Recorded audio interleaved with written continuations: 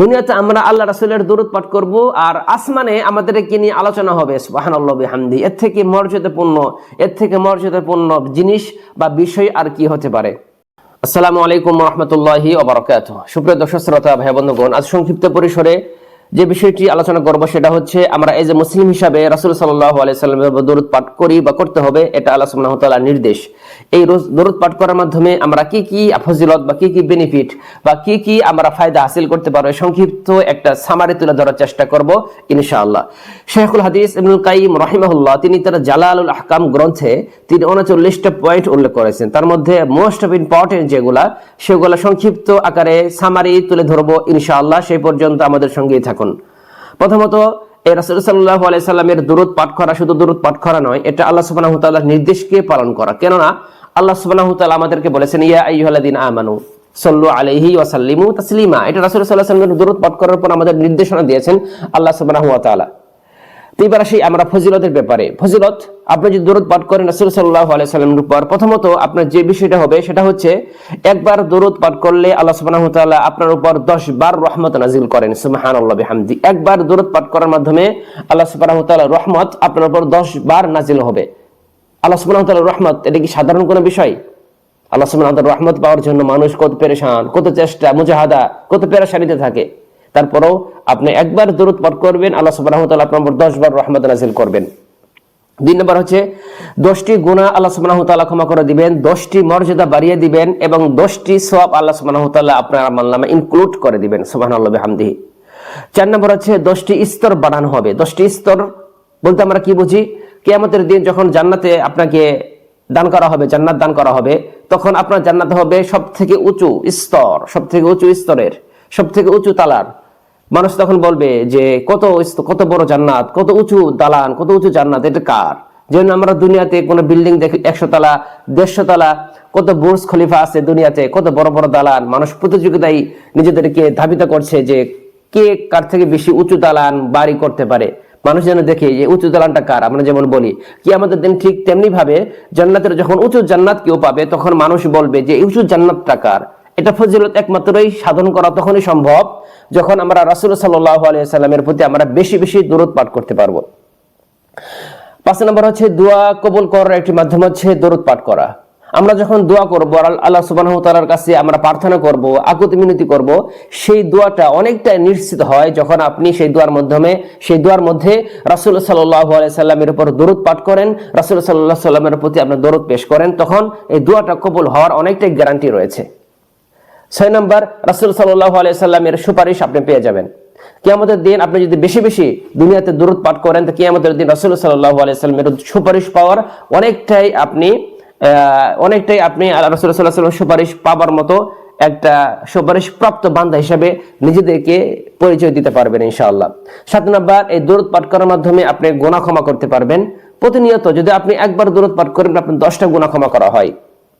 8 নম্বর, যখন আপনি বিপদ আপদে পড়েন, এনি বিপদ, যে কোনো সময়, এভরি টাইম, আপনি যে কোনো বিপদের সম্মুখীন হন না কেন, ছোট কিংবা বড়, তৎক্ষণাৎ ভাবেই আপনি দরুদ পাঠ করেন, দেখবেন বড় বিপদটাও আপনি আস্তে আস্তে সহজ হয়ে যাবে এবং বিপদ আপনার জীবন থেকে আস্তে আস্তে কেটে যাবে ইনশাআল্লাহ। এটা দরুদের একটা ফজিলত।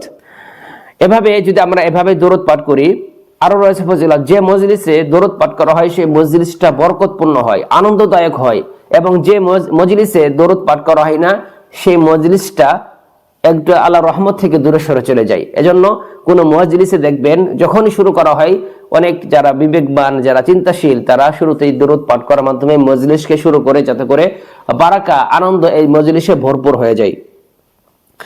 আরো রয়েছে দরিদ্র থেকে মুক্তির একমাত্র উপায় হচ্ছে দরুদ পাঠ করা। আপনি যখনই দরুদ পাঠ করবেন, আপনার জীবন থেকে দরিদ্রতা, অভাব, অনটন এগুলো আস্তে আস্তে দূরীভূত হয়ে যাবে দরুদ পাঠ করার মাধ্যমে। সুবহানাল্লাহি বিহামদিহি। আমরা জমিনে আল্লাহ রাসূল সাল্লাল্লাহু আলাইহি সাল্লামের প্রশংসা করব, আল্লাহ রাসূল সাল্লাল্লাহু আলাইহি সাল্লামের প্রতি দরুদ পাঠ করব, কিন্তু আসমানে আমাদের নিয়ে আলোচনা হবে। আসমানে আমাদেরকে নিয়ে আল্লাহ সুবহানাহু ওয়া তাআলা ফেরেশতাদের সামনে আমাদেরকে নিয়ে আলোচনা করবে যে অমুক বান্দা দুনিয়াতে আল্লাহ রাসূল সাল্লাল্লাহু আলাইহি সাল্লামের দরুদ পাঠ করেছেন। এজন্য দুনিয়াতে আমরা আল্লাহ রাসূলের দরুদ পাঠ করব, আর আসমানে আমাদেরকে নিয়ে আলোচনা হবে। সুবহানাল্লাহি বিহামদি। এর থেকে মর্যাদাপূর্ণ জিনিস বা বিষয় আর কি হতে পারে? তারপর বিষয় হচ্ছে, যখন আপনি দুনিয়াতে যে প্রান্ত থেকে, যে জায়গা থেকে রাসূল সাল্লাল্লাহু আলাইহি সাল্লামের প্রতি দরুদ পাঠ করেন, তখনই আপনার বাবার নাম সহকারে আল্লাহ রাসূল সাল্লাল্লাহু আলাইহি সাল্লামের কাছে পেশ করা হয় যে আপনার অমুক উম্মত, বাবা অমুক, ছেলে অমুক আপনার প্রতি দরুদ পাঠ করেছে। এটা রাসূল সাল্লাল্লাহু আলাইহি সাল্লামের কাছে পেশ করা হয়। সুবহানাল্লাহ বিহামদিহি।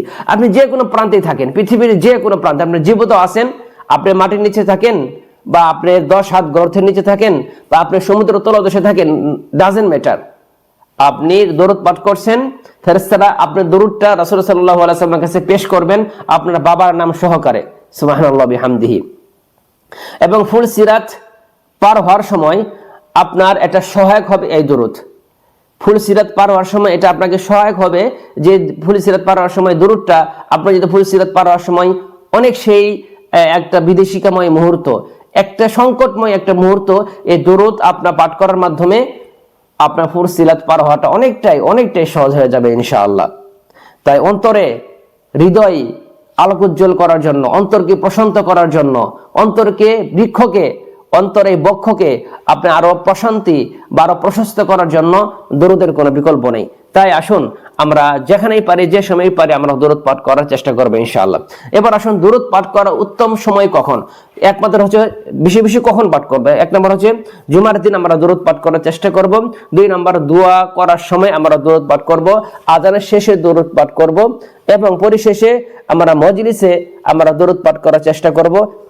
এবং তারপর রাসূল সাল্লাল্লাহু আলাইহি ওয়াসাল্লাম নাম শোনা মাত্রই আমরা দরুদ পাঠ করব, এবং দরুদ পাঠ করার মাধ্যমে আপনার মনের কৃপণতা, আপনার অহংকার সবকিছু দূরীভূত হয়ে যাবে ইনশাআল্লাহ। তাই আমরা পরিশেষে বলবো, এই দরুদ শুধুমাত্র রাসূল সাল্লাল্লাহু আলাইহি ওয়াসাল্লামের দরুদ পাঠ করা নয়, এটা একটা আয়াত নয়, এটা একটা সেন্টেন্স নয়। এই আয়াত বা এই সেন্টেন্স পড়ার মাধ্যমে আপনি রাসূল সাল্লাল্লাহু আলাইহি ওয়াসাল্লামের সম্পর্ক, একটা জীবন্ত সম্পর্কের এর আবির্ভাব ঘটাতে পারবেন, এই জীবন্ত সম্পর্কের বহিঃপ্রকাশ ঘটাতে পারবেন রাসূল সাল্লাল্লাহু আলাইহি ওয়াসাল্লামের প্রতি দরুদ পাঠ করার মাধ্যমে। তাই আসুন আমরা যেখানে থাকি, যে কোনো সময়, যে কোনো মুহূর্ত এটা পাঠ করার জন্য আমরা কোনো ওযু গোসল কোনো কিছুর প্রয়োজন নেই। আপনি যখনই সময় পাবেন, যখনই স্মরণ হবে, তখনই আপনি রাসূল সাল্লাল্লাহু আলাইহি ওয়াসাল্লামের প্রতি দরুদ পাঠ করবেন। এই দরুদটা কি মানুষের বানানো দরুদ পাঠ করলে হবে? না, কখনোই নয়। প্রথমত আমরা দরুদ ইব্রাহিম আছে, এটা আমরা পাঠ করব। তারপর সাল্লাল্লাহু আলাইহি ওয়াসাল্লাম এটা পাঠ করতে পারি। আল্লাহুম্মা সাল্লি ওয়া সাল্লিম আলা নাবিয়িনা মুহাম্মদ এটা পাঠ করতে পারি। সাল্লাল্লাহু আলাইহি ওয়াসাল্লাম, এগুলো সংক্ষিপ্ত দরুদ যেগুলো কোরআন